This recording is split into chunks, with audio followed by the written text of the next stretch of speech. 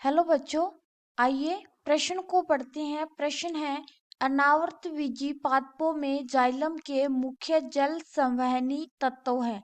नीचे हमें बहुत सारे विकल्प दिए गए हैं। तो इस प्रश्न के अंदर जो हमें मुख्य अवधारणा दी गई है, मुख्य अवधारणा अवधारणा वो है जाइलम।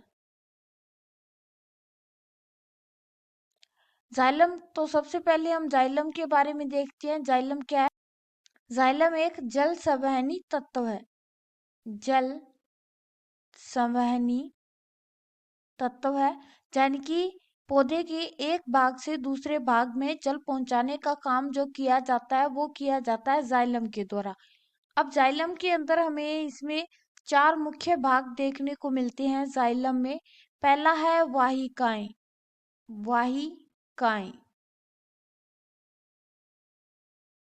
वाहिकाएं जो होती हैं उसका मुख्य काम जो होता है वो है जल परिवहन करना। जल परिवहन करना, और ये जल परिवहन करने का जो काम होता है ये मुख्यतः किया जाता है अनावर्त बीजी पादपों के अंदर। अनावर्त बीजी जो पादप होते हैं उन पादपों के अंदर जल परिवहन करने का काम होता है वाहिकाओं का। उसके बाद दूसरा जो हमें देखने को मिलता है वो है वाहिनिकाएं। वाहिनिकाएं वाहिनिकाएं जो होती हैं वो भी जल परिवहन का ही काम करती हैं।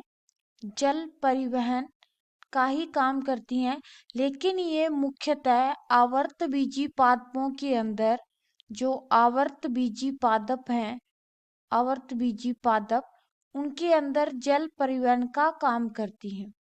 तीसरा जो हमें जाइलम का मुख्य भाग देखने को मिलता है वो है तंतु।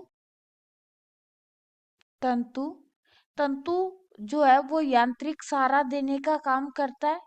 यांत्रिक सहारा प्रदान करता है पौधे को। चौथा जो हमें देखने को मिलता है वो है संचरण उत्तक। संचरण उत्तक संचरण उत्तक का जो काम है वो संग्रहण का होता है। संचरण उत्तक जो है वो संग्रहण का काम करते हैं, या हम बोल सकते हैं कि भंडारण का काम करते हैं। तो इस प्रकार जाइलम के अंदर ये चार मुख्य तत्व पाए जाते हैं। जाइलम जो होता है वो मृत होता है। मृत होता है और जाइलम के अंदर लिग्निन का जमाव होता है। लिग्निन का जमाव जाइलम के अंदर हमें देखने को मिलता है।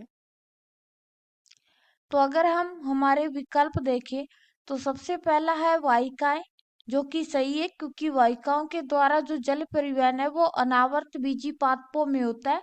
तो हमारा विकल्प ए सही है। दूसरा है तंतु। तंतु का काम तो यांत्रिक सहारा देना है।